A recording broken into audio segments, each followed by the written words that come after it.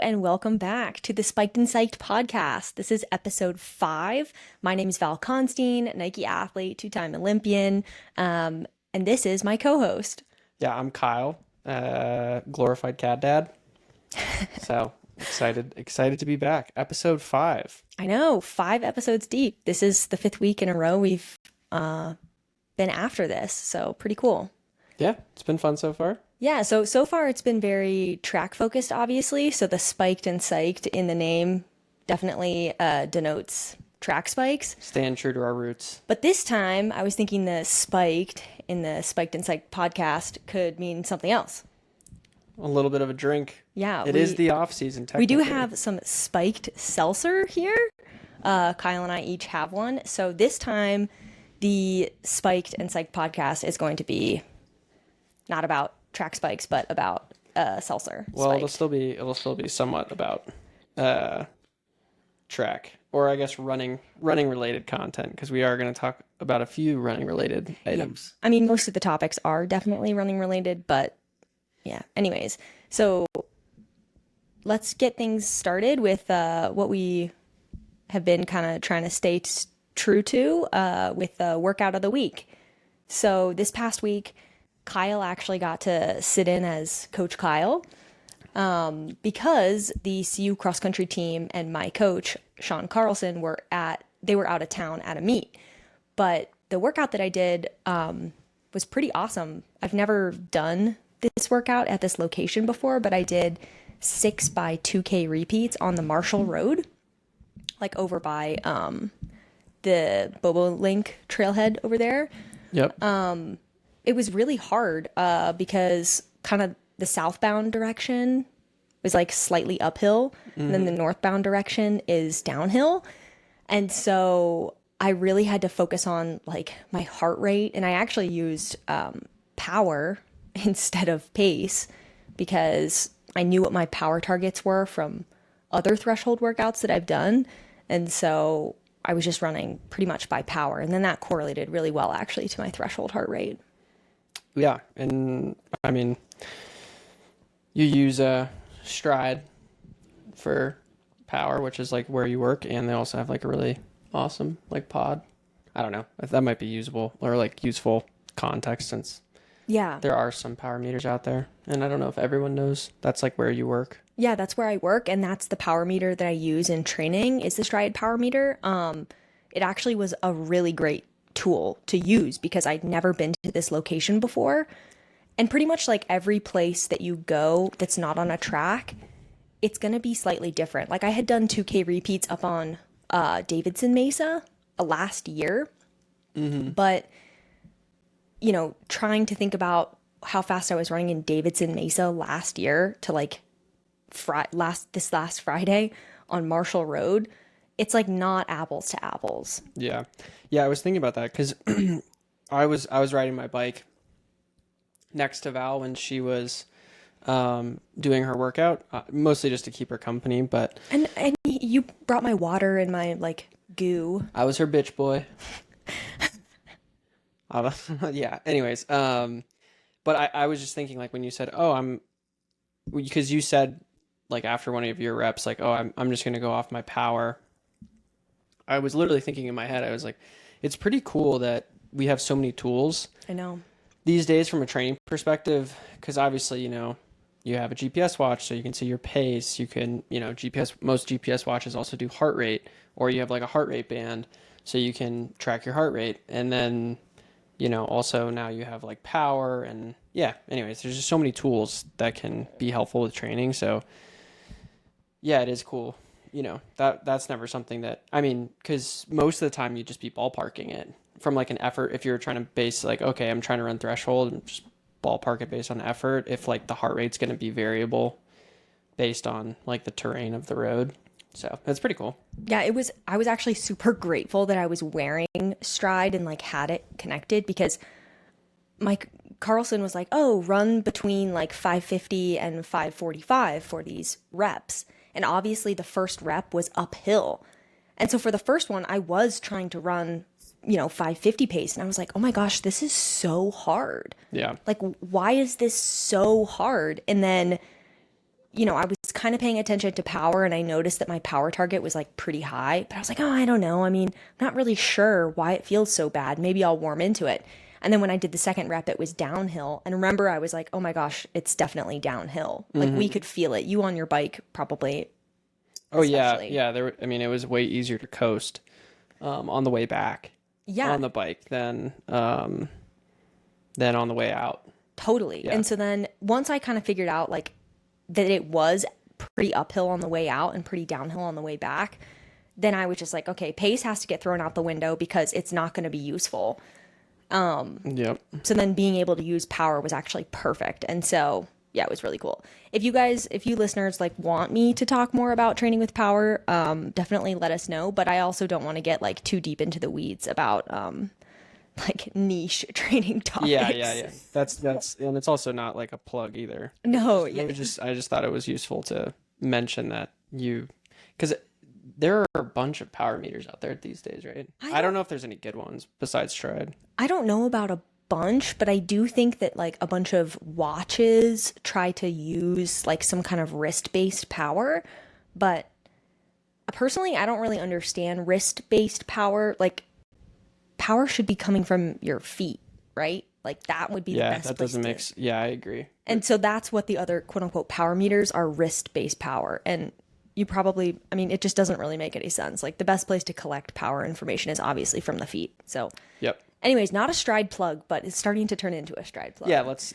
just move on. Let's just move on. So the reason why I was doing this workout by myself was actually because the CU cross country team was at a meet in Missouri. They went to the Gain Creek Invitational, I think is how you pronounce it. Yeah, Gain Creek Invitational, and the women... Or Gaines Creek, sorry. Okay. Gaines Creek. No, you're right. It's the Gaines Creek Classic. Gaines Creek Classic. Yeah, sorry. My bad. Anyways, so the women raced first, and they raced a 6K, and the team did really, really well. So the CU women's team got third overall in the meet, with Florida winning and Northern Arizona getting second. And Kyle actually found like a really cool graphic that I think kind of explains like kind of how awesome CU did. Yeah, totally. So, so like Val said, the women got third. And the like preseason rankings had Colorado's women's team as the 26th team in the country. And they finished behind Florida, who's ranked number 12th, who won the meet, and then Northern Arizona, who got second, and they're ranked number 8th, but they beat teams like Virginia, who's ranked 18th. They were 4th. Utah was 5th, but they were ranked 22nd. Oregon is ranked number 2 in the country, and granted, maybe Oregon didn't run their A team, I don't know. But they were ranked 2nd, they got 6th. And then other like notable teams that finished much farther down like the order, like Michigan State finished 13th, they ranked 16th in the country. Alabama's ranked 6th, they finished 19th. And again, they're not running their top squads, and then the final one is Lipscomb, finished 22nd, and they're ranked 24th. So it definitely seems like relatively the CU women overperformed their ranking. And of course, rankings to a certain extent are just rankings and don't really mean anything. But awesome. It seems like an awesome day for the women. Yeah. And individually, I'm really, because I've been able to work out with these women for the last couple weeks. And so it's really kind of cool to see, Jessie get 17th, Mia get 21st, Hannah get 22nd, Abby get 33rd, and Holly get 73rd. And so, the top 4 are pretty close. And, that 5th position is always going to kind of be bopping around. But like Kyle said, there's a lot of room for improvement, and who knows what could happen. But it's a really great place for the women to start. Yeah, so shout out CU women for getting third. And then moving over to the men's race, they also got third at the meet, which is pretty funny that, they both finished the exact same place overall. But yeah, same story with the men from the same graphic. They definitely, like, relatively, I would say, again, for the people that were there, like, overperformed based on their ranking. So the CU men are ranked 13th. They finished third. Iowa State, who's the number one ranked team in the country, did win. Virginia, the number 6 ranked team, finished second. But then behind them, Alabama was fourth. They're ranked number 11. BYU, really good. Obviously, BYU's been really good the last few years. They're ranked number 4. They finished fifth. Syracuse, 12th, ranked 12th, finished sixth. And then like teams that ranked higher than them, like Wake Forest, ranked number 9. They finished ninth. And then like farther down the order, like teams like Stanford, who are ranked 7th, finished 15th. So yeah, it seems like overall a really, really awesome day for the Buffs individually. Yeah, individually, our number 1 guy was Dominic. He was 5th. Our second guy was Isaiah. He was 15th. Our third guy was James, finishing 30th. Fourth was Dean, 35th. And 5th was Lucas. And honorable mentions, our 6th dude was Jake. And so we had a lot of guys kind of in that top, probably like the top 20% of the race. And so that's really exciting. Kind of a really cool thing about Dominic Serum, our number 1 guy. So he's a transfer from, I think, Toledo. And yeah, he actually, I was looking at his Instagram the other day. He also ran for Oklahoma at one point too. Yes, he did run for Oklahoma at one point, but he's originally from Kenya. And so this is kind of a big deal for CU because this is also our first like native born Kenyan athlete. And so it's really exciting. I've been able to like meet him and talk to him. He seems really cool. And then I know all the other guys pretty much because they've been at CU for a couple of years. Yeah, there was also 14 men in the race that broke 23 minutes, which is insanely fast. And Dominic was one of them. Yep. Yeah, he was 5th, and he ran 22:45, which is really, really fast. 2:54 average per K, I think. I think Dominic has a lot of potential. I mean, Yep.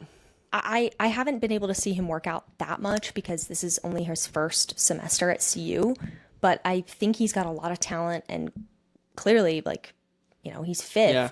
And Really so good. Against really good teams. and really good Against guys. teams. I mean, there's some names in here who are like, oh my gosh, these guys were like all Americans and outdoor. Like Yep. it's really impressive. So I'm really excited for Dominic. And Isaiah had a really good race too, 15th. Yep. I know Isaiah probably thinks of himself more as like a track guy running the 1500, but clearly in an 8K he, you know, can run really well also. Yeah. CU stock going up. I know. Well, it's really exciting. I think so. Obviously the women's team is kind of still in like a building phase. I mean, still they got third though. Yeah, they got third, which is awesome. But the men's team, I think, I mean, they have a bunch of guys who are pretty close, all around the same level. I mean, I've been watching them work out, and they have like 8 guys who, you know, pretty much could fight for that spot in the top 7. And then they have another 8 guys who are right behind them, training really, really hard, who could be ready at a moment's notice if anything happened. So it's really, really exciting to see CU men and women perform so well at this meet. Yeah. Yeah. Shout out to CU. I'm natively from Boulder, so I can be a CU fan. Okay. Even though I didn't go to CU. And shout out Carlson. Yeah. Shout out Carlson. We've kind of seen like the behind the scenes, to a certain extent, definitely Val more than me, obviously, but, that guy works really, really fucking hard. And, it seems like things are trending in the right direction. So we're pumped for him, and we're excited to see how the rest of the year pans out for the Buffs. I don't think we're necessarily going to be like, I know obviously on our podcast so far, we've talked about a ton of like track and running related stuff. I don't know how deep into like NCAA cross country we're going to get outside of probably just talking about like CU, because that's obviously Val's an alumni and still works out and trains with the team and the coach, and Coach Carlson. And then, yeah, I don't know, maybe I went to Western State, which is a D2 school. So maybe we'll talk about Western State if they do well at nationals, but otherwise, I don't know. Anyways, Moving on. one of the things that was recently announced was that, that we both thought was really interesting was that Fred Kerley has signed with the Enhanced Games. And for those of you that don't know, I'll just read a Yeah, go brief ahead. intro of what the Enhanced Games is. So this is off of their website. The Enhanced Games is a proposed multi-sport event that will allow athletes to use performance-enhancing substances under medical supervision without the threat of drug testing, backed by investors such as Peter Thiel, Donald Trump, and the games are set Donald Trump's an investor of the Enhanced Games? Is that what it says? Yeah, the games are that's set crazy. to debut in Las Vegas in May of 2026. Yeah, so I guess their goal is to have like events, to have like basically like track meets or swimming events. But we were doing some research, and Fred Kerley is actually like the first track athlete that's like officially signed with them. And then I'm pretty sure pretty much every other athlete is actually swimmers. And there's like so basically the people that sign on sounds like they get a salary of some kind. I don't know, obviously, for like what term or how many years. But then there's also big bonuses that, you know, if during the Enhanced Games, say Fred Kerley goes and breaks, you know, the official world record, even though that wouldn't be like a ratified world record because they'd be taking drugs. Yeah, there's like $1 million bonus. And I think it's the same for like if you break, you know, The 50-meter swim. Yeah. So But those are the only two events that anyone's talking about right now. is the 50 meters like freestyle, and then the 100-meter dash and track. Yes. Yeah. I remember seeing a video of like one of the Enhanced Games athletes like doing a 50-meter freestyle swim. I think he might have broken the world record.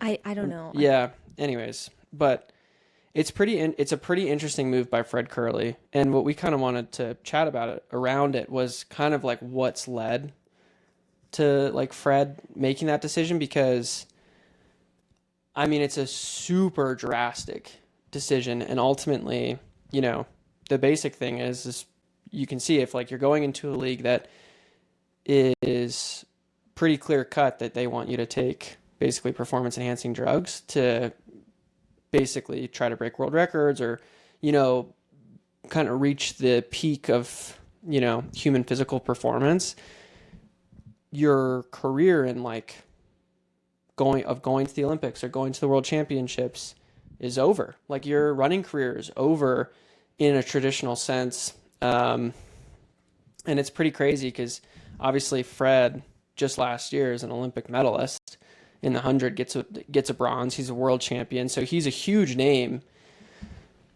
in the sport of track and field. But, you know, he's had a really tumultuous last like 2 years.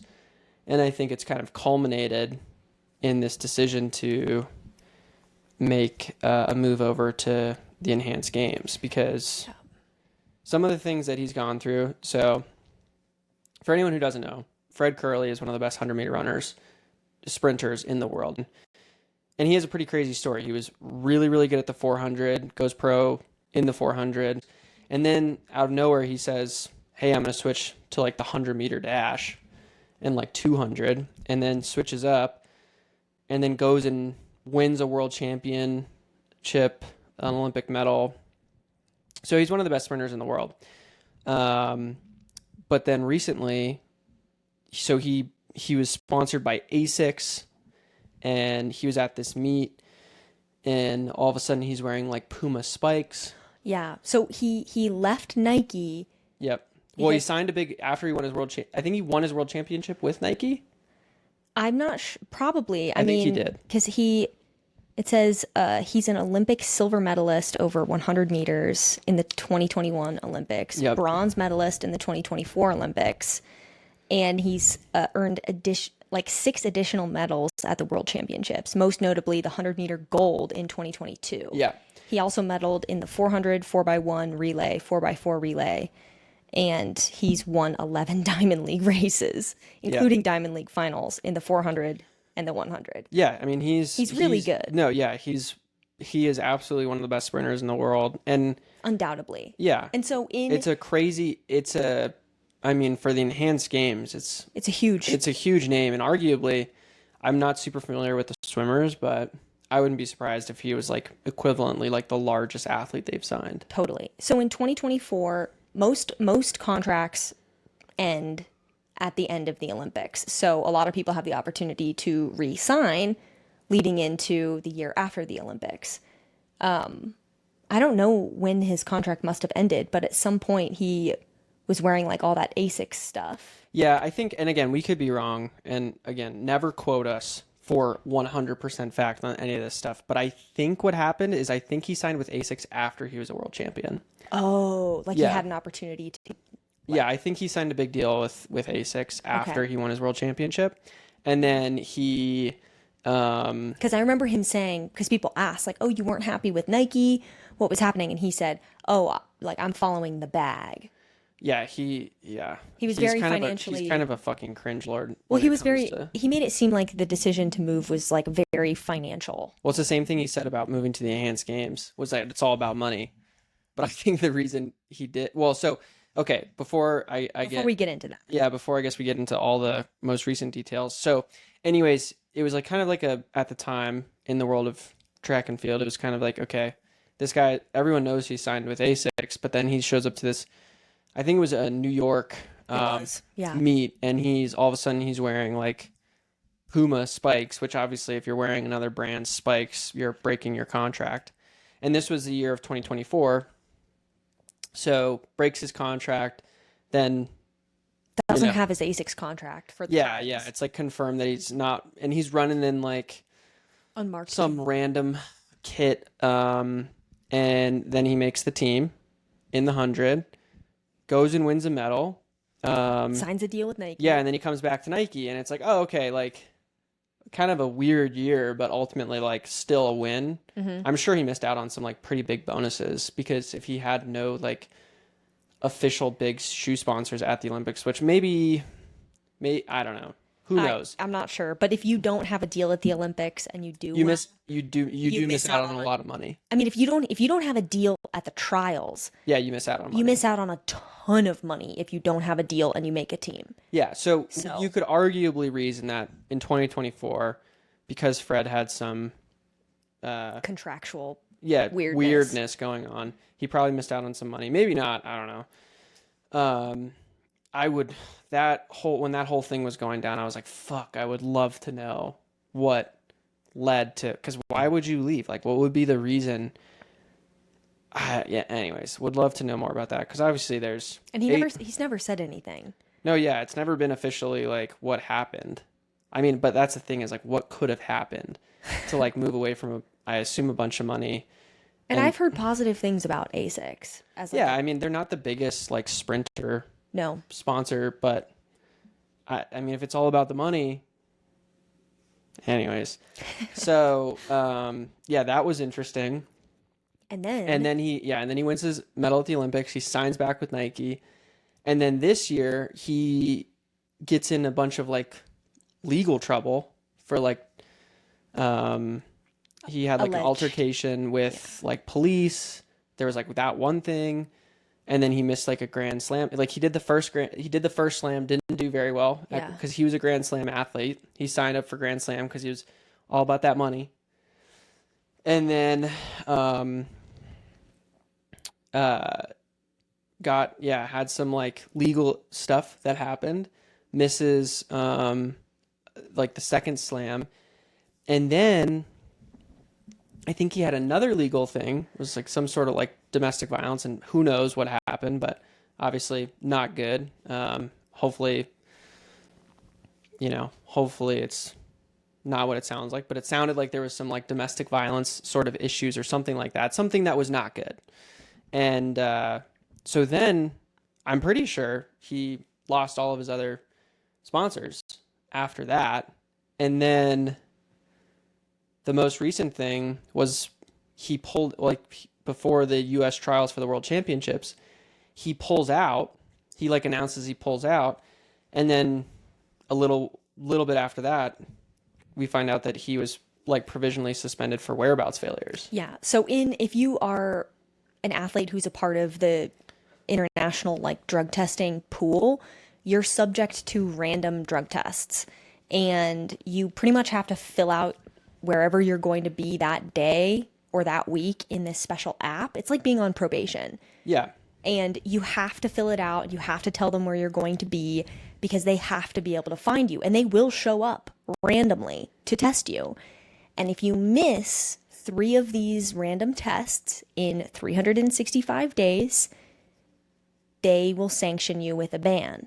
And typically these whereabouts bans are... they can vary based on the situation, but they can be up to 2 years. Yeah. Or maybe even longer. I don't know. I know that there's been people that have gotten banned for 2 years. That's probably the time frame. I'm sure it was a decently long time frame. And so it seems like, from my perspective, that he lost all of his official sponsors because of all this stuff. Legal issues. Yeah, all the legal issues. And the relatively, not as great performances. Like if he had been, running really close to world records, or if he was, a shoo-in for the team, I could see certain sponsors looking the other way. But because he appeared to be having kind of a little bit of an off year, and all of these things kept happening and it kept getting worse and worse and worse. Like it felt like every other month Fred Kerley was in the news with some other like legal issue. And so then I think at a certain point, sponsors were like, yeah, I don't know if we can. Yeah, I mean, at a certain point, you just make yourself hard to sponsor. Yeah. Like, brands, especially if you're really good at something, right? Brands don't want to like lose great athletes, Exactly. But at a certain point, like, they also don't want to tarnish their own reputation. Yeah, you're affiliated together. Exactly. Yeah. So it looks like he just became like a tough athlete to sponsor, because it looks like he was also sponsored by Oakley. Like he had some pretty big sponsors. He might have had a watch sponsor at one point in time, which I'm sure he did. I mean, and he was probably one of the higher paid athletes in the sport. Probably, yeah. And anyways, yeah. So then he gets provisionally suspended, and then almost immediately after he's provisionally suspended, it's announced that he signs with the Enhanced Games.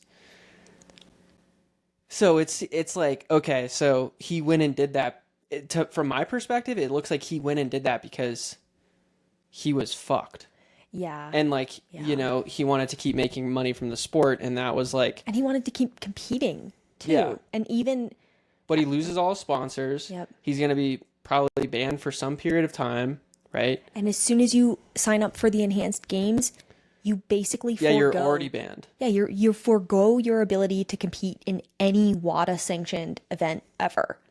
Yeah. And WADA is like the World Athletics Doping Association. So like any big track meet is basically affiliated with WADA. Like they have to be. So all the Diamond Leagues are WADA. All of the USATF meets are with USADA, which is the United States Anti-Doping Agency. And so like USADA and WADA are like sisters basically. And you get banned from one, you get banned from the other. And so Fred Kerley joining the Enhanced Games, he can no longer compete in any of the WADA or USADA sanctioned events. Yeah, it's... And here's the thing, like with the Enhanced Games, they only have one commitment, May 2026. Yeah, it kind of gives me like Grand Slam vibes.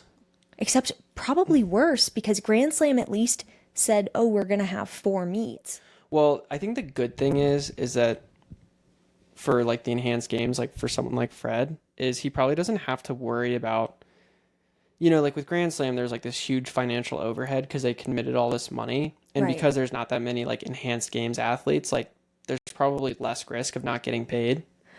Yeah. But also it just seems like, like one event. Well, and one athlete too. I mean, you don't see anybody else, jumping up and down to be a part of that. And that's because, you do have to forego so much to be a part of it. Yeah. Well, it seems like the only people that would make any sense to actually go do it are retired athletes that are looking to continue to make money. Or band athletes. Yeah, exactly. But I don't know. And a good sprinter, like, if someone retires, you really want to go tarnish your reputation and like go be a part of like, like the league that's all about like taking drugs? Because then it also opens up this like thought process of, okay, well, they were willing to take drugs now. Because there's always in every runner's in the back of your head, right? It's kind of like one of those things where it's like, everyone thinks like, okay, if you're one of the best runners in the world, there's always that like in your back of your head, you're like, please, I hope they're not cheating. I know. Yeah. You know, and Yep. you know, like it's like if Usain Bolt came out that he was doping, which of course It would break my heart. yeah, it would be fucking heartbreaking. It would break everybody's heart. So I think that there's also that, like a lot of athletes are smart enough to realize that it's not really worth the potential reputational damage of going and doing that. Well, yeah, look at what happened to Lance Armstrong. Like, he was a national hero. Yeah. Everybody loved him. And he, you know, lied through his teeth in every single interview. Are you on drugs? Are you on drugs? Absolutely Yeah, he like not. sued people that like came out and said that he was doing And then it turns out he was drugged up for everything. Yeah. Every well, step of that the way. sport, cycling was like very bad with doping. Like I mean- everyone was doing it. Like everyone on his team was doing it. Yeah. Anyway, yeah, that was a really, really dirty sport. But it's just interesting, and why we wanted to talk about it was it's just interesting to see someone in the track and field. And I think, basically, my standpoint would be, it seems like Fred wanted to keep making money or needed to keep making money from the sport. Mm-hmm. And because, you know, in some cases, like you could be like a Justin Gatlin where you get banned because like, I think Justin Gatlin got banned for like 4 years and then he came back and he like kept running. Right. And I'm sure did well, like after his ban. I mean, even Shelby Houlihan served a 4-year Right. ban And then comes back. and is doing great. Right. And then is doing great. But yeah, I mean, maybe he just, you know, Well, maybe he was looking more at the short-term benefit. I mean, I was reading on the enhanced games, like some of the articles written about enhanced games, and the financial stuff isn't completely laid out, but there was speculations that athletes who participate would get like appearance fees. And there was some speculation that these appearance fees would be over $200,000 in appearance fees. yeah. And or race, like, oh, if you complete the race, and that's a lot of money. Yeah, it would be. Yeah, I mean, it's all, obviously it's all like a private, And it's all it's a speculative. private organization, so like they cannot. It's not like, you know, the NFL where you can see basically everyone's contract. And until these athletes actually get paid, it's all speculative, obviously, since Well- we learned from Grand Slam. Like, you know, Yeah, I mean, obviously you would know if you're not like because I would imagine like why would Fred do it if he's not getting like a salary of some kind? 100%. So yeah. I'm sure, you know, he's like. Advocating If he's not like getting money right away, he'd be like, "Oh, there's a problem here." So yeah. he's probably at least good for that. But yeah, obviously, you know, if you break a world record, you hope you get paid $1 million. the $1 million that they promised you. But yeah, I think it's disappointing because at the end of the day, like in my mind, it's like we're never gonna see Fred Kerley race like a good race again. Well, the against best. like people that we actually want to see him race. Like the best in the world. Because I do think that It's a bummer for the sport. I think that the enhanced games. So I listened to Joe Rogan's podcast with Aaron, whatever his name D'Souza is. or something. Yeah, The D'Souza. founder of- yeah, Yeah. So Aaron. founder of the Enhanced Games. Yeah, Aaron D'Souza is the founder, Australian entrepreneur, founder of the Enhanced Games. And in the podcast, D'Souza was basically talking about how he has always seen sports kind of like push the boundary of human potential, and sports have really been the thing that have taught us the most about like what people can do and how best to work out and how best to achieve like the ultimate human performance is always through sports. And I agree with him. You know, like we never would have learned so much about weightlifting if it hadn't been for competitive powerlifters and bodybuilders. Sure. Right? And we never would have learned as much about aerobic training hadn't been for competitive Nordic skiers and cyclists and competitive marathon runners, right? So athletes are pushing the boundaries of sport and the boundaries of human potential and learning a bunch in the process. And research follows that, right? Yep. So D'Souza's whole point is, well, if we open the gates and we let the athletes use drugs, we can see how these drugs can help people be healthier, live longer, and just like overall have better performance in life, period. Right. And I kind of understand that because we kind of are starting to see a little bit of that with some bodybuilders because so many bodybuilders are using performance enhancers. Yep. And some of them are open about what they're doing, right? Well, and sorry, go ahead. And they're like sharing how much they're taking and when and whatnot. And, you know, they're obviously going to the doctors and all these things. And so in the bodybuilding community, it seems like they're kind of starting to understand like what drugs they need to use and like what doses to do, even though it's illegal, right? They're still doing it. They're still talking about it. Yep. And the bodybuilding community is like thriving because of this underground, like drug talk. And so I think the enhanced games, like the fact that physicians will be directly involved, like if people are going to do drugs, you know, there's way worse places to do it. You know, like you see these bodybuilders like die of heart attacks and stuff. Oh yeah, bodybuilders die constantly. Right, because it's terrible for you. They're probably overdoing it. And so D'Souza's whole point is like drugs can be helpful, they can be useful in the right amount. And so I kind of understood that, but obviously like as a clean sport athlete, it is like there is a 0% chance that like personally I would ever subject myself to something like the enhanced games because I just think that like track and field is one of the most beautiful naked sports, and to like totally ruin it with something like drugs is just so disappointing to me. Well, here's the reality. Let's just say Fred Kerley goes over to the enhanced games, runs a world record, breaks Usain Bolt's world record. He still didn't break Usain's world record, and no one will look at it the same way either. It won't be ratified. Yeah, but it's like not even fucking legit. It's a fucking gimmick. Yeah. It's just like that's my problem. Like I think that I don't know. Again, like I don't know Fred Kerley's situation. Obviously, like he's got to make his own decisions for whatever's best for his family. But, you know, I think what's the my thing is like what's the term on the enhanced games? Like that seems like a pretty like 1-2 year thing. Well, also like what are you going to spend the next 6 years in the enhanced games? Like they're just going to keep paying you to do like what? They have one scheduled event in May 2026. They also have no other fucking track athletes. So are we just going to watch Fred run down like one lane by himself? Like, yeah, that'll be fucking fun. Like I don't care how fast he runs. It's not going to be that cool. And only one track event? That's so weird. Yeah. Like you go to a track meet and you expect to see who's going to buy a ticket? Who's going to buy tickets to watch someone run 8 seconds? 9 seconds by themselves on the track. Nobody.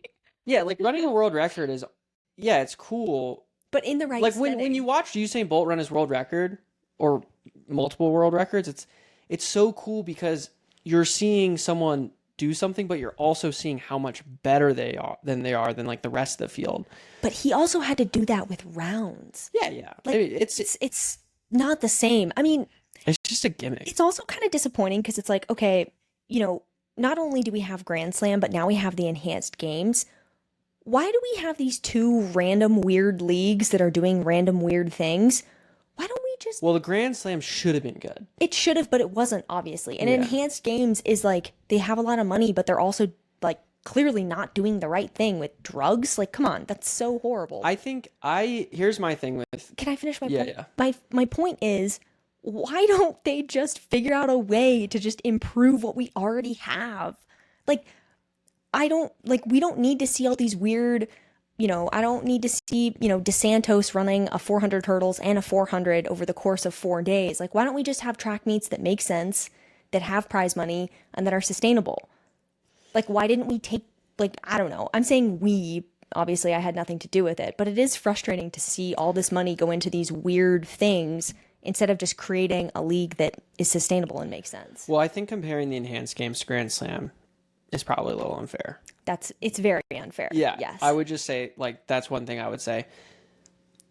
The Grand Slam,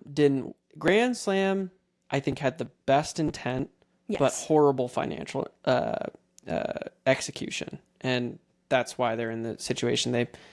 It sounded too good to be true, and it was. And I think... It was exciting. It was all right. Anyways... It was way better than enhanced games. I think the athletes personally, like, I think the athletes that were thought they were making $100,000 were more excited. I don't know. It was okay. But I do think it's unfair because one was like a legit track league that was trying to do something new and actually invest in the sport. Like, the enhanced games is not investing in the sport of track and field. No. They're just investing in like a gimmicky, like, we're trying to break world records. But the problem is in the enhanced games, in every single thing I've ever read, they talk about like, oh, Olympians aren't paid.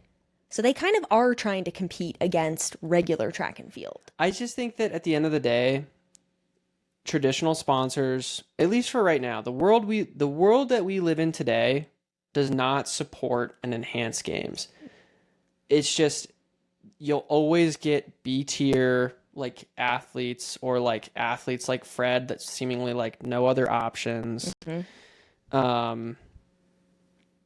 Yeah, like, if I was Fred and you're young enough and you think, okay, like, let's just say he gets banned for 2 years, I think you have more money, unless you go and break the world record, which I definitely think Fred is arrogant enough to think he can do. And I'm not saying he can't, I don't know, but I mean, thinking that you can run as fast as Usain Bolt might be a little bit insane. But to me, it's like, the enhanced game seems like it's like, okay, 1 or 2 years and then you're done. No one's ever going to sponsor you again. Like, you're never going to get a shoe sponsor. It's going to be like, it would be some other type of sponsor. You can't ever officially compete in like regular events. It just seems like, sure, maybe you make more money because you couldn't make any money in the sport of track and field if you got banned for whereabouts failures for like whatever it is, 6 months, 2 years, however long. But then after that, it just seems like you fall, like, after the enhanced games is over, and let's just be realistic, like, it doesn't seem like it's going to be like, I can't really see how you continue to put someone on your payroll to run like, what, 1 event a year? I mean, maybe I'm wrong, but it just seems like a short-sighted decision and a person that was in a bad situation. And yeah, I just think it's a huge gimmick. I think the reason why, I think the enhanced games could be cool if they could get enough athletes to sign up. But I think that's the problem, is they're always going to be fighting against like getting people to sign up, because no one's going to actually want to do it. And you're always going to be getting B tier athletes, or athletes with no other option. And that's never going to lead to the best thing. Especially if they really only stick with shorter track events like the 100. Yeah. We were talking about this earlier, but it seems like every year, like, you know, marathoners oftentimes get popped. Yeah, there's distance runners. There's all sorts of runners, athletes in the sport of track and field getting popped. Yeah, all the time. And if they opened it up and they had maybe some more options, like if they had a 10K, if they had a 10 mile, then maybe these athletes who compete in these longer events, who have a ban, a lifetime ban, a 4-year ban, whatever, I could see some of these athletes think like, oh, well, you know, if I'm gonna be serving a 4-year ban anyways, I might as well, you know, try to do this new thing and maybe make $200,000 as an appearance fee. Yeah, but I don't know. I think it's just more of a gimmick. It's they're not like interested in the sport of track and field. They're looking to like reset the sexiest like world record in track and field. Right? They're looking to break Usain Bolt's world record. Yeah. In the 100, which is like obviously one of them. Well, I would say the 100 is probably the most important or the most popular. Yeah. The 100 is always, I mean, that's why the sprinters typically make the most money in the sport. But yeah, anyways, we thought that was pretty interesting. And I don't really think I think it's like a nothing burger. It's just like. I will watch it though in 2026 when they have the meet. I'll be super interested to see who's on the start line. I think it'll be fucking Fred. And that'll be it? I think it'll be shitty. I'm like super negative on it. I think it'll fucking suck.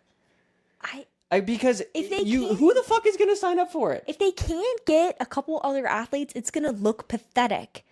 Yeah, but exactly my point. Who are they gonna get? I don't know. Maybe some other sprinters have been banned that we don't know about that are thinking like, oh. But if we don't know about them? Yeah, then how good were they, I guess? That's my point. Like, what, is Justin Gatlin going to come out of retirement? That'd be sick. He's like 40 fucking years old. Yeah, but with juiced up on Tren, he might be able to. I don't know, man. It's just like I just think it's such a like a dumb gimmicky thing. Yeah, and it just like, okay, good decision for 2 years, but then you burn the rest of your career, like you light the rest of your career on fire. Like you have no future. I mean, to me, it seems like the enhanced games runs out. Where do you go? Like it's a short, because Fred Kerley, I was looking at his Instagram. He's like, it's always been about the bag. It's always been about the money. It's like, all right, well, enjoy it while it lasts, because after it's going to be, there's fucking nothing. Yeah. At least in my opinion, like who's going to, like, it's not like anyone's going to, no traditional like footwear sponsor is going to keep sponsoring you, because you can't go run At a Diamond League. You can't go run at a Diamond League. You can't do anything out. You're like banned from the sport. Forever. For fucking ever. I actually got an email when the Enhanced Games, like, because apparently the Enhanced Games has been actively recruiting some of the best sprinters in the world to try to join. And they've only signed one person who was in a fucked situation. Yeah. But in the email that I got from, like, the U.S., like, Olympic Committee, they were basically saying, like, some of you may have been contacted, but we want to let you know, if you join the Enhanced Games, whether you use drugs or not, if you're affiliated with the Enhanced Games, you will be banned for life. Well, it's literally called the Enhanced Games. Well, right. It's a direct, you're signing up for an event that is directly saying that they want you to cheat in a traditional sense. Like, you are an enhanced athlete. That means you're a juiced up athlete in whatever regard. And I think it's great that, like, hopefully they have, like, doctor oversight and it's done as safely as possible, because a lot of this shit isn't good for you. Yeah, it's really bad for you. I think, I'm not saying it's not interesting, but in some regard, but anyways, I just think it's interesting that Fred Kerley decided to do it. Another athlete, actually, just speaking of this, we didn't even think about talking about this, but Arian Knighton got a 4-year ban. Right. He could do it. He could do it. Well, he's still young, though. No, agreed. Yeah, and so he's like 21 years old. That would be, I agree. That would be, it's a good example of why that would be stupid for him, because he's a good enough runner, and when he's unbanned, and so Arian Knighton, for anyone that doesn't know, I would assume most of our listeners are like pretty educated in track, because that's all we've talked about on our podcast so far. But Arian Knighton is one of the best 200-meter runners in the world. Mm-hmm. Olympian. He's young. He's super young. He's like a really young phenom. And he just got banned for 4 years because of contaminated soup. Yeah, meat soup or something. Oxtail soup from like a Chinese restaurant. Yeah, apparently. But was contaminated with the meat, the whole like meat, like tainted meat. Every time, I'm not even saying if you're guilty, not guilty, it's bullshit, whatever. But I will say the one thing I immediately think about when you hear of, oh, I got it from tainted meat, it's like, I'm immediately like, all right. You can't prove anything. You're full of shit. Like, it just seems like it maybe it's true, but it's such a reused thing, and you've never seen it get overturned in any, I mean, well, I guess sometimes maybe, but that's like always the excuse. Someone gets caught for something, it's tainted meat of some form. And it's like, I don't know either. But anyways, back to Arian Knight. He's definitely talented enough that he could be in a Gatlin situation where after he serves his ban, he could come back and be better than ever. Yeah. Like if he's older, more mature, has denser muscles, like all of these things. Right. So it's a good example. It's a good example of exactly what we were just saying, of why the enhanced games really doesn't make sense, because if Arian Knighton went and did the enhanced games, all of a sudden he can never do anything right else. And then it's just like, again, you look at it like, okay, well, how long realistically is the enhanced games gonna pay you? Because like, it's their discretion. They can, however, I don't know how long it could be 1 year, it could be whatever. Right. Or they could say like, hey, sorry, but no one wants to run the 100. We'll pay you your appearance fee, but we're not going to run the race. Like, you have no idea what it looks like, because like you said, it's, a private thing. They don't have to tell us any numbers about anything. Yeah. So it seems pretty high risk. And if you're an athlete that has nothing to lose, like Fred Kerley, kind of like Fred, then I guess it kind of makes sense.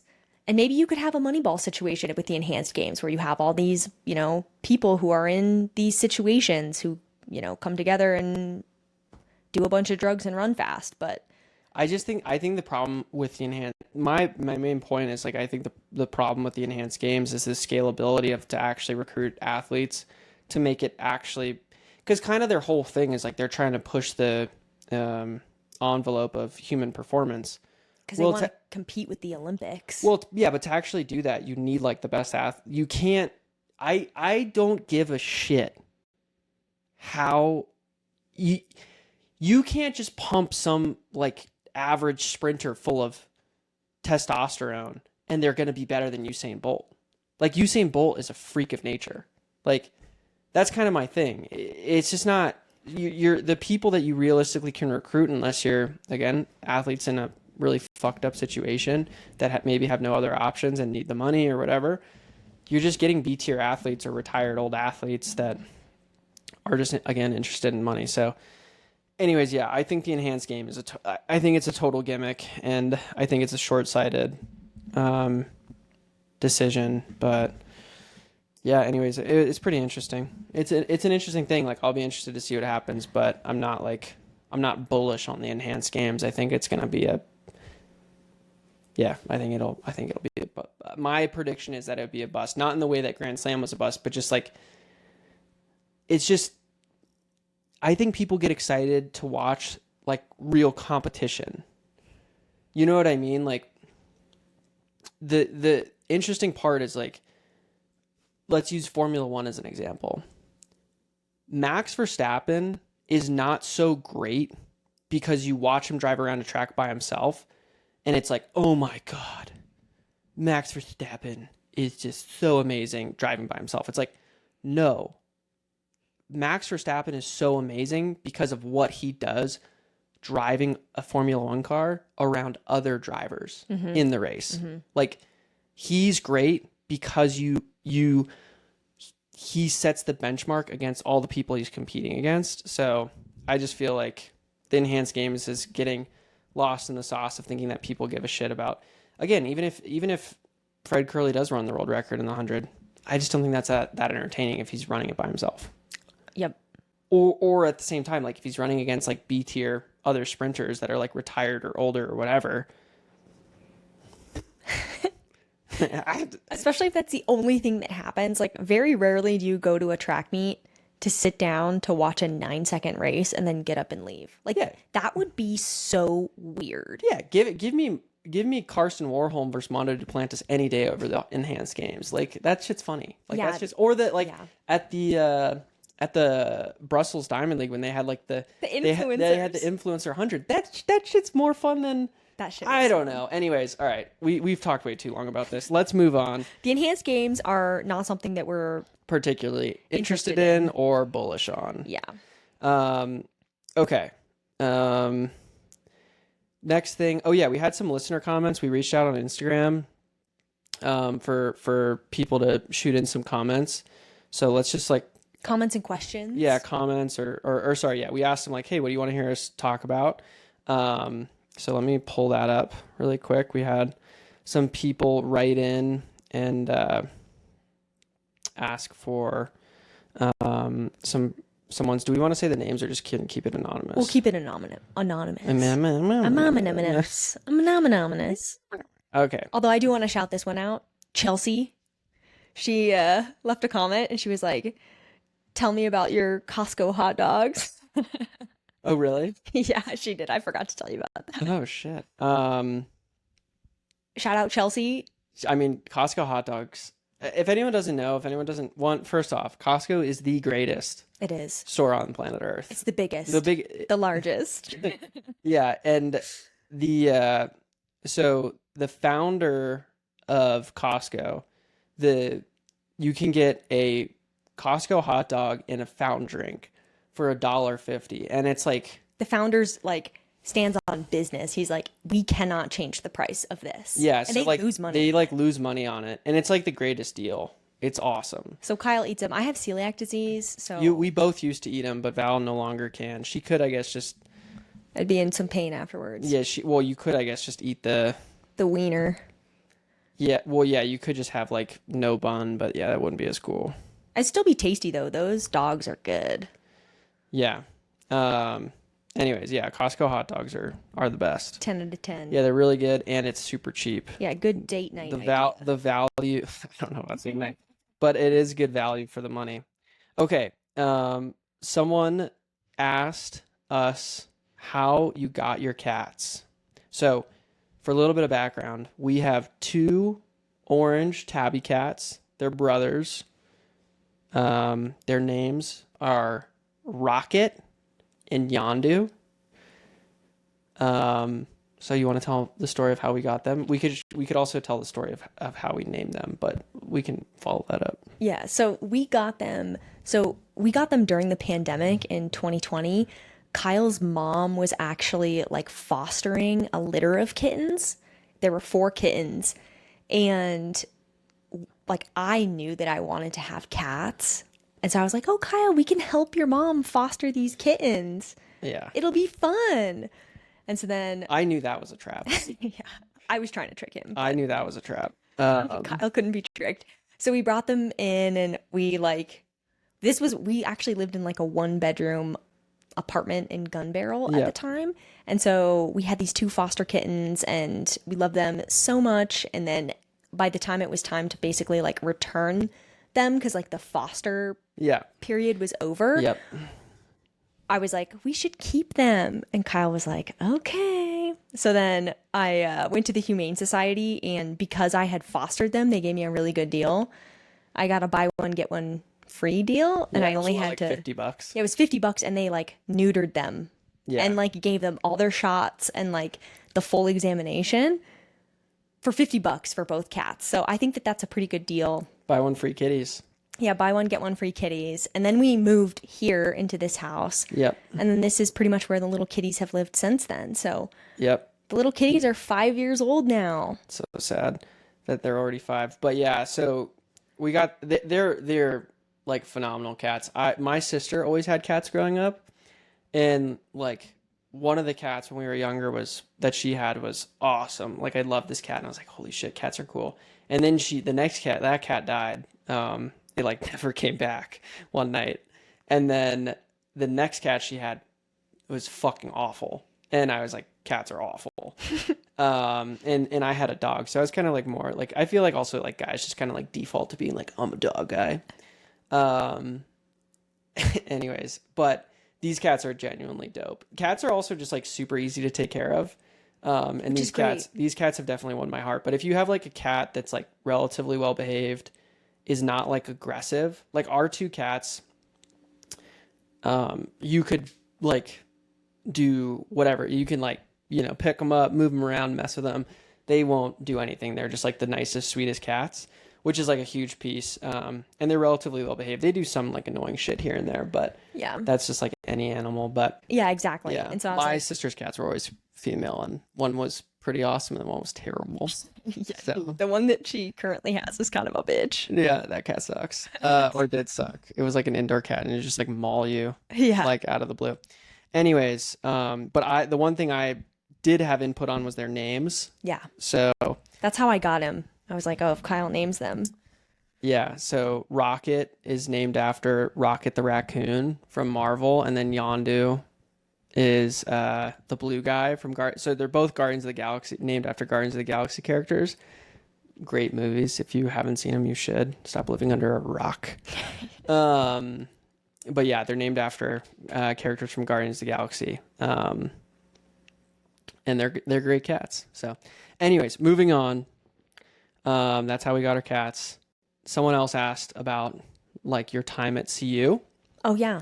So I don't have anything to comment. So I guess, yeah, what do they wanted you to talk about your time at CU. So I guess give a quick synopsis on your time at CU. CU is a great place to go to school, and it's an even better place to run. Boulder is a really cool place. So I grew up outside of Vail, Colorado, in a small town called Edwards. And I remember when I was like, I think in middle school, in 8th grade, we took a field trip to go to CU to like check out CU because it's just such a cool university. And I think we also went to like Grand Junction to look at the Mesa in Grand Junction. They did like college tours in middle school. Mm-hmm. And we came to CU when I was in 8th grade. And I remember touring around campus. And I just remember like getting back on the bus to go back home to Edwards and thinking, yeah, I'm probably going to end up at CU. And so then like, in high school, the running went pretty well, and I got to go on like a couple official visits to like different colleges in the US. And that was like definitely the thing that sealed the deal, because I got to go look at these other places and I was like, yeah, there's nowhere like Boulder. And so then I finally took an official visit to CU and I was like, I'm going here 100%. And so I came to CU. I studied environmental engineering, which was horrible. I do not recommend studying engineering. Yeah. It's really, really hard. Go the business route. No, for real though. Like get a degree that's easy, because your degree doesn't really matter Unless you really know Yeah, what like you want to do. If you want to be like a doctor, then obviously. if you want to be like but even then, like if you want to be a doctor, you can get your undergrad in like art history. You just have to be able to like pass the whatever test to go to doctor school. I think there is like pre-med, like No. undergrad. It I doesn't think matter. there's things that help you get into med school. Yeah, but if you're smart enough, they'll take you. And that's the thing. Like, We don't know what the fuck we're talking about. So, anyways, continue. it is true though. If you're smart enough. I don't know. take I'm you. I'm recusing myself from this conversation. I don't fucking know. But It's true. If you're smart enough, you can be a doctor no matter what you study. But pre-med does sometimes help if you're not just a genius. Anyways, though. I think pre-med might help. Okay. Anyways, go ahead. But anyways, I hated engineering, but I studied it, got my degree in it, whatever. And running at CU was really cool. I got to be on a pretty sweet team. We won the cross country national championship in 2018, and I ran on that team. I actually didn't score because I was the sixth runner that day, but I was 30th, so I was still an All-American. Well, and you guys still would have won if they scored based on you. Even And if- you were the fifth runner all year, but that's just how deep your guys' team was. Yeah. Well, I had mono for that race. How'd you get that? How did I get that? I wonder. I don't know. Crazy. Caught some cooties up in Gunnison, I think. But then I also, like the year before, I was a steeplechase All-American. And then right after I was on that cross-country national championship team, I got to be the Pac-12 champion in the steeplechase. And then a All-American in the steeplechase again for outdoors. So it was super fun. I love Boulder. Obviously, I stayed. I think that even if, you know, for those of you listening, even if maybe you're not like good enough to walk on the CU team or whatever, if you came to Boulder for undergrad and you wanted to run, it's like such a perfect place to run. Yeah. I mean, I realized how amazing Boulder was after, because I was born and raised in Boulder. I realized how amazing Boulder was after I left, like for school, for college, and then I moved back. And yeah, I was like, I don't know, like a year or two after I left, I was like, oh shit, Boulder school. I want to go back. After your first Gunnison winter, you're like, holy shit. Okay, next question. Okay, so the next question, I memorized it, but someone asked, we've mentioned like on like our first episode, I think, that we were into cars, and they asked what cars we have. So you want to start? Sure. Yeah, I have a 2023 GR Corolla Circuit Edition. They don't make the Circuit Edition anymore. That was kind of like a special 2023 thing. After that, they switched to the Core and the Core Premium. So my car is a little bit rare. They only made 1,500 of them. Yeah, Val's car is fucking sick. Yeah. It's like you have to have some knowledge of cars to appreciate Val's car, because otherwise you would notice it's sporty looking. It definitely looks sporty and like tough looking, but you wouldn't necessarily, like a person that's into cars would be like, oh shit, that's like a sick car. Yeah, I mean, Val's car is like gorgeous and like super, super unique. It's a 3-cylinder. Yeah. So Three-cylinder engine with 300 horsepower, 100. Those cylinders are working extra hard. That's a lot of pressure in each of those cylinders. Yeah, and it's turbocharged too, which is cool, and it's all-wheel drive. And I have I can kind of adjust the torque from the front to the back. So if I wanted to have like a front-wheel drive preference, I could do 60% up front, 40 in the back. Or if I wanted to have a rear-wheel drive preference, I can do 30 in the front, 70 in the back. Yeah, it changes the way the car feels. Totally. It totally changes the way the car feels. And then probably like the best, the most racy feeling is actually 50-50 split. So then you can, obviously that's 50% of the power to the front wheels, 50% to the rear wheels. And yeah, it's super fun. And it's a stick shift, Yeah. 6-speed manual transmission. I'm a huge fan of the clutch because it's a racing clutch. Yeah. So it feels like super stiff and springy. The only downside though is that like every time I'm backing my car into the driveway, I just feel like I'm burning the shit Yeah. out of No. my clutch. Well, yeah. I don't. That's like the only negative about your car is that, well, and the sound of it. The exhaust could be way louder. But yeah, it has a weird thing where like no matter what you do, however you park this car, like if you're like slowly trying to just like creep and like kind of like Feather.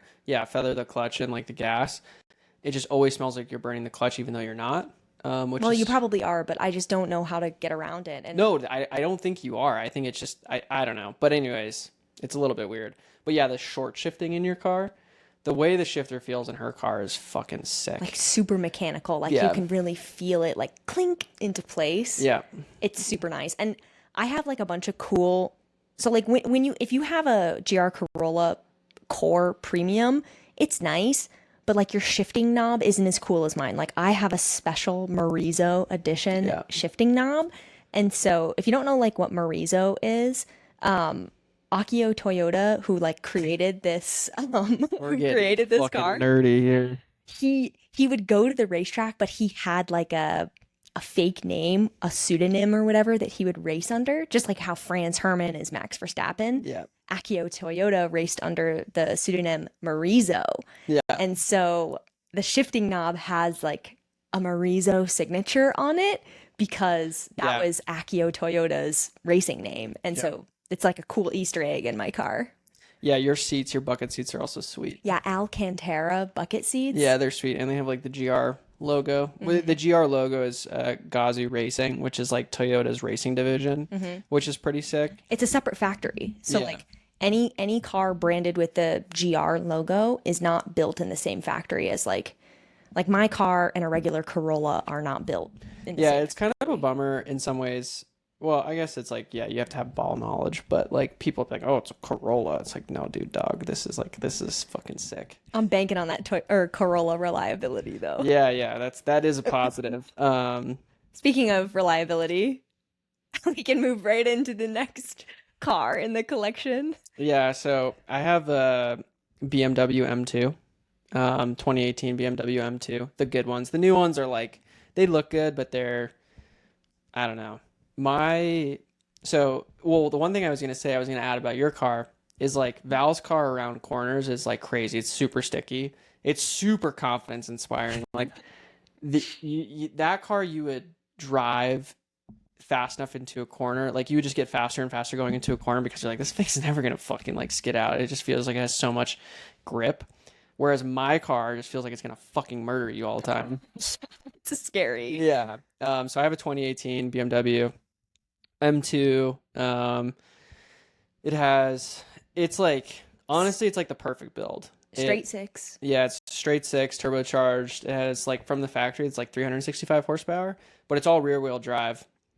Which is scary. But yeah, it has downpipes on it, so I think probably like to the crank with downpipes, it's probably like 400 horsepower now with those additional like capacity. You think so?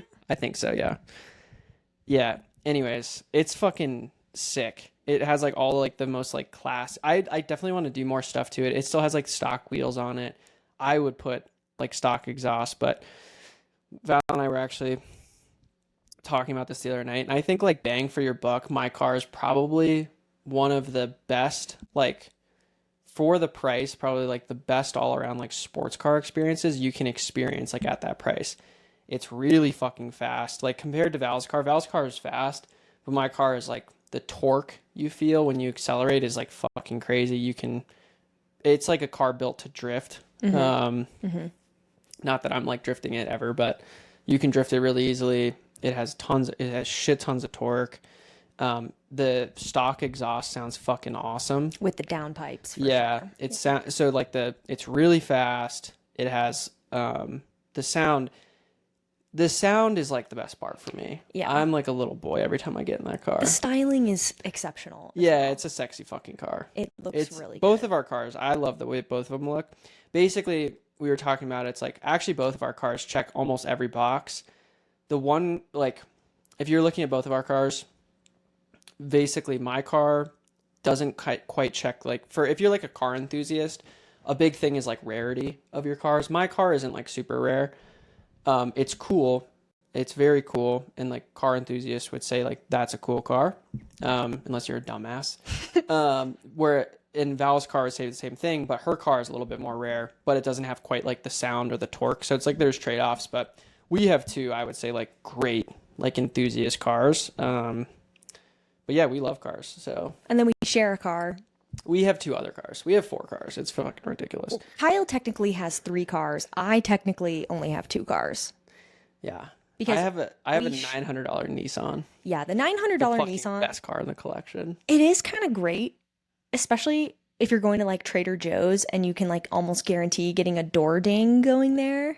So I bought this car years ago. In 2019. Yeah, I totaled like a car I had before.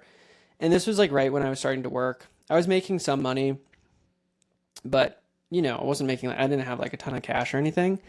And I was looking at like, okay, like maybe I was like, oh, I'm going to get like a nicer car, like, or whatever. And I was like, okay, I'll spend like 10 grand on a car. Because you thought about getting a truck. Yeah, I was looking at a lot of stuff, but I was like, oh, I'll spend like 10 grand. That seems like a reasonable budget. Like I'm an adult. I should get like a decent car. And then I was looking at like what you get for 10 grand. And I was like, this fucking sucks. Like I'm going to get like some shitty, like Volkswagen or like Honda CRV, like for 10 grand. Like I don't give a fuck. Anyways, I was shout out Boulder Cars.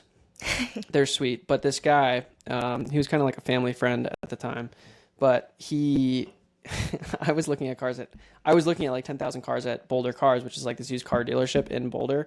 And it's actually where I got my M2 from. They actually do like tons of cool cars. That's like why we know about them. But he's like, hey, I have this like piece of shit sideswiped Nissan Sentra. The Nissan's literally been in like an accident and has like the door is smushed and like one of the windows. It's like as close you can get to like looking like you're a homeless person driving around in a car. But I fucking love that car. It cost me $900. So at first he showed it to me and I was like, nah, dude, I'm gonna get a nicer car. Like I'm gonna get a nicer fucking car. And then I looked at like what I'd get for 10 grand and I was like, maybe not. I'll have to spend $900. And this car has been fucking amazing. Wow, let's just spill my drink. Anyways, yeah, it's been like self-healing. The lights on the dash didn't work for like a year and then all of a sudden they start working again. Yeah. The window started falling down in the back, like the motor like detached on like one of the rear windows and then it wouldn't go up and then it just started going up again. Yeah, it's a fucking awesome car.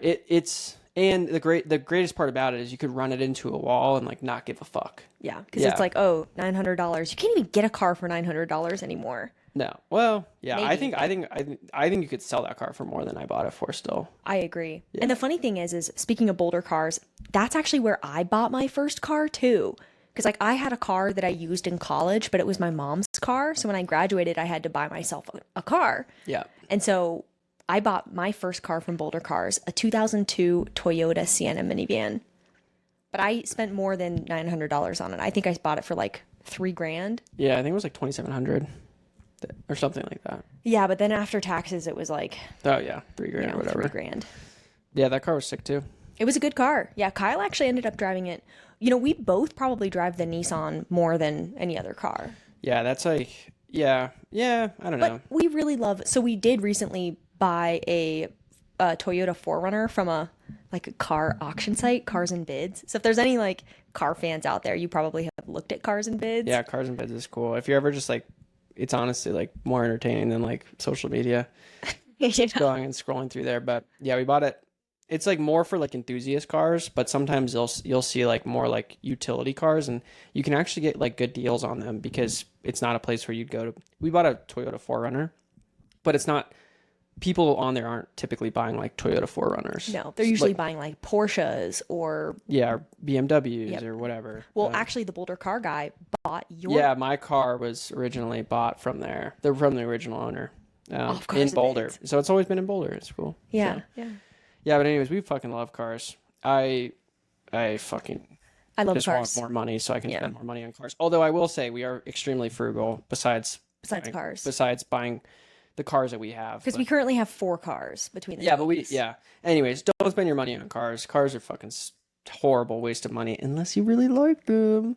And they're pretty cool. But you only buy your cars in cash. Never get a loan on a car because a car is a depreciating asset, my friends. Yeah, don't If you can don't take out loans on depreciating assets in general. Yeah, don't do that. If you can get like a crazy lease on a car where you're paying like Even then, I would. Yeah, I mean there are some crazy leases out there because the car market is struggling. But still, anyways, buy your cars in cash. And if you can't afford the car that you want in cash, then it's not meant to be. also prioritize other things first. Yeah, like a house, Yeah, like a house or food. cars are. Yeah, we got all the more important shit first. Yeah. But and you should always be investing. Cars are not a good. We love cars, but we are also violently aware that cars are a horrible place to put money into. Yeah. So don't get into cars. Yeah, like don't if you do care it. about, it's not like there's no return on your investment. Like even though we have cool cars that like retain their value, we still will lose money on our cars. But we will grin like idiots every time we drive them. Yeah, I'll still feel like a little boy every time I rev the shit out of my car. Yeah. Every time I smoke some Civic off the line. Yeah, it's very childish, but it's very fun. Oh yeah, it's super fun. Okay, next question. Well, do you want to save it for the next pod? What's We're already at like an hour 16. Yeah, we are at the end. The end. Okay. So Well, we should wrap it there. okay. We're trying to make an effort to keep the pod short, because we've made some really long ones. But yeah, it's just so easy to just keep talking. So Kyle loves to talk, so do I. what the fuck? Val said that like 10 times on this podcast. Kyle loves to talk. Shut up. Anyways, yeah. We have a bunch more. It'll be the off season, so it'll probably be less about track. I guess we kind of did talk a lot about Fred Kerley and the enhanced games today, but we'll definitely be talking about other stuff. We'll probably talk about other sports. Like football season just started. We love football. Yeah, we have some funny fantasy We actually got to go football. watch the Buffs. They actually start soon like 15 at minutes. 8:15. Yeah. But anyways, yeah, we've been really loving the podcast. Hopefully It's you just been guys super like it. fun. Yeah, I don't, not necessarily looking to be huge podcasters or anything, but it's something fun we do. And hopefully we'll keep doing it. So we're just going to keep rolling it out. Let us know, again, if you want us to talk about stuff, let us know. We're fucking open books. Totally. Even if it seems stupid. Oh shit, we have to end it with a conspiracy theory. The conspiracy theory. Because we forgot that the last couple episodes. We did. I heard a new conspiracy theory recently that I thought was funny. Oh yeah? Yes. I don't want to offend anybody. I just thought that this one was funny, and I'm sure everyone's already heard about it, but I just think it's really funny. Apparently Tylenol will make you have autism Or increases your chance of autism. if your mom takes Tylenol while she's pregnant with you. I think that's kind of a hilarious. I've been meaning to ask my mom how much Tylenol she took when I was pregnant.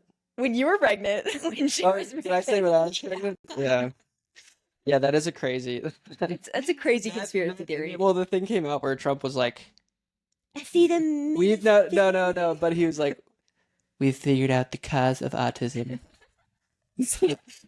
and then they just said Tylenol. Like, No, what he was the like, fuck? No, I know. it's like I know what you're commonly talking known as acetaminophen. about. Yeah, he couldn't pronounce it. And then RFK Jr. was behind him. Acetaminophen. He's like, yeah, acetaminophen. Don't take Tylenol. Don't take it. It's been actually really great to like, obviously watch American politics, but then also at the same time watch the South Park episodes that keep coming up, because I feel like you can't always tell the difference between like, okay, is this real American politics or is this like a South Park episode? Yeah. which is bad. It's easier if you don't take it too seriously. Yeah, exactly. Unfortunately. Unfortunately. I fucking hate politics in general. It's like the most, yeah. Anyways, we don't need to talk about that. But yeah, that is a good one. I don't know how much science is backed by the fact that Tylenol potentially causes autism. Also, I just want to say, autism isn't this terrible thing. Like, I don't think that autism is like this bad thing that we should be afraid of. I think it's just like something that happens to people. Yeah. And it's not like a bad thing. Like, I know lots of people with autism and I like them. There's nothing wrong with them. They're great. Yeah. They live like very fulfilling, rich lives. Like, talking about curing it is like, wait a second, but like these people are totally fine. Well, and you get like super, I mean, autism actually can create people that are super smart about certain things. Yeah, I mean, I totally agree. But I mean, in general, like if there's something that's causing something that would, I mean, I can understand if there was like actually like a science-backed thing, like, oh, this thing creates this thing. Like, that's a good thing to just know. Yeah, like but I just don't think, like it example, seems very conspiracy theory-esque. There's certain acne medications that cause like horrific birth defects. Yeah. So it's like, okay, yeah, like don't take those. Don't take those, or don't get pregnant while you're taking those. But like Tylenol, I mean, I take Tylenol all the time. Not pregnant. Everyone takes fucking Tylenol. Yeah, exactly. Everyone, yeah. It's, They probably tell you, like, if you had a C-section, they probably would tell you, take Tylenol. Your knee, after they cut up your knees, it was Tylenol. They gave you Tylenol. They prescribed me Tylenol. Which was awful. Yeah, they should have just given me painkiller opioids, which would have been way better. But anyways, all right. We tried to make the podcast an hour long. We failed. How long is it? I don't know. It's longer.